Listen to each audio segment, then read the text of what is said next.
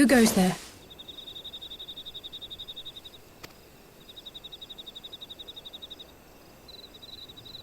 Oh, it's you. Forgive me for straying from the camp.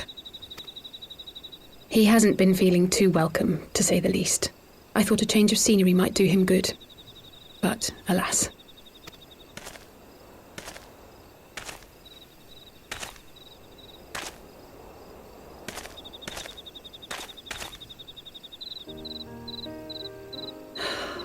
It's so quiet out here. The stars spread out before us, beckoning across time and space. Dawn may banish even the darkest night. How bitterly beautiful, those words. I should be stronger for all my experiences, yet my heart aches more than ever.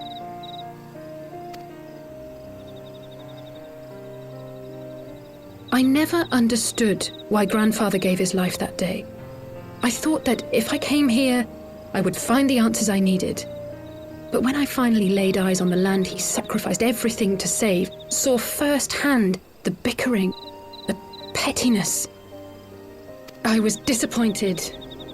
I was angry. I could not fathom how these people were more deserving of his love than his family, than me. Nevertheless, I had to believe he had good reason. I was determined to uncover the whole truth of the calamity and, perhaps in so doing, find my own purpose in this sea of chaos. My travels have been enlightening, but I cannot say that I have enjoyed them. I have lost count of the many petty crises that I was helpless to resolve and of the people whose actions I could not understand. There were others, of course. Good people.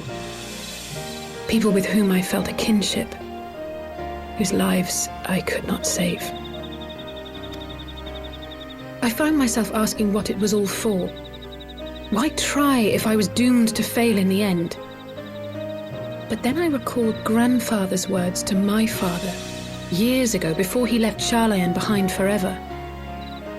To ignore the plight of those one might conceivably save is not wisdom, it is indolence.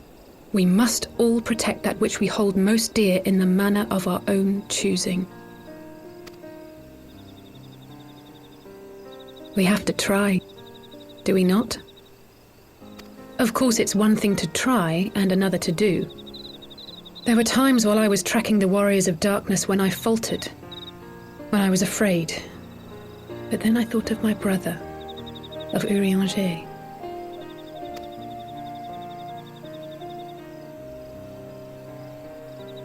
Oh, pray forgive me.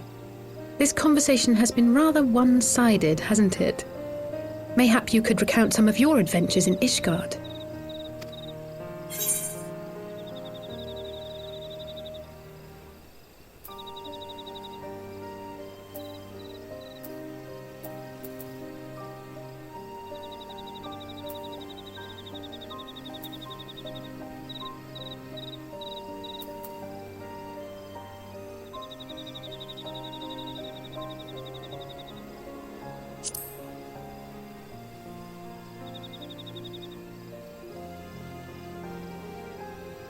We had no clear memories of our life in the hinterlands, having returned to the motherland as infants. Nevertheless, I am quite familiar with Master Matoya, as is every Charlayan. I should like to speak with her someday. 'Twould not surprise me if Alphino's recent maturation was at least somewhat due to her sage guidance. I would never tell him this, of course, but there have been moments when I've caught myself thinking of him as an elder brother. The hopes and dreams of so many rest on your shoulders, Warrior of Light. As long as the sun rises, we can but carry on, for the sake of those we hold dear.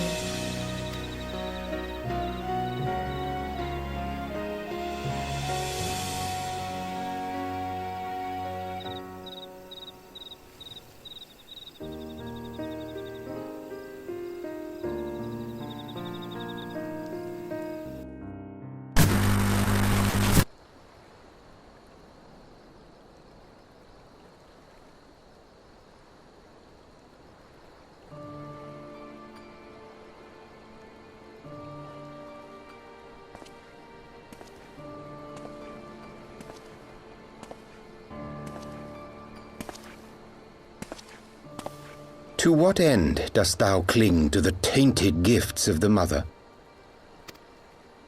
Every tool has its purpose. Even this.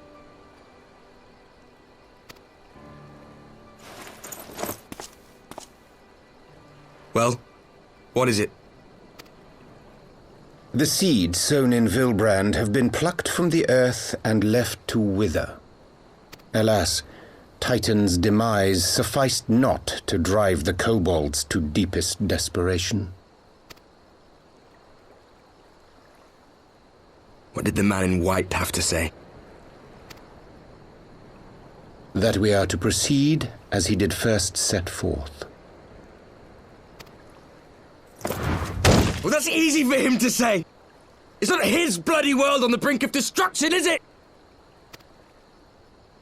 Be thou well reminded that with an end to Ishgard's unrest, naught now remaineth to preoccupy the Scion's thoughts, and thus may they devote their every energy to thwarting thee and thine.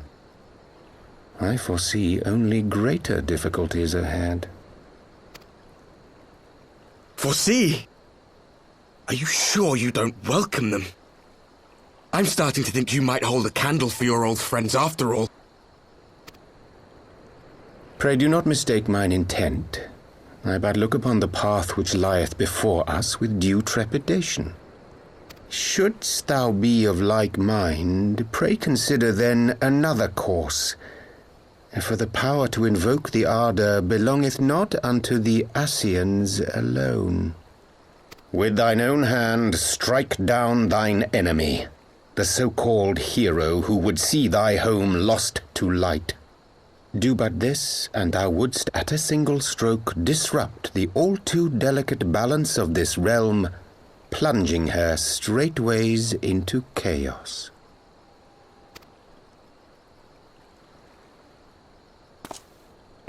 You do realize what you're suggesting, yes?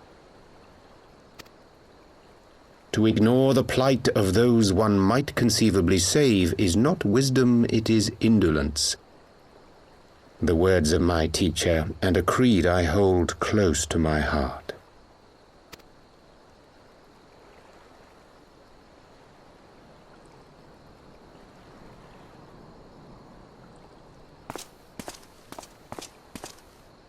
Very well.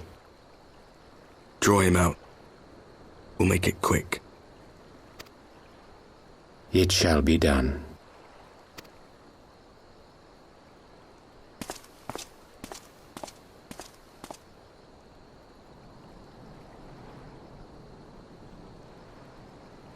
What good a creed one cannot uphold?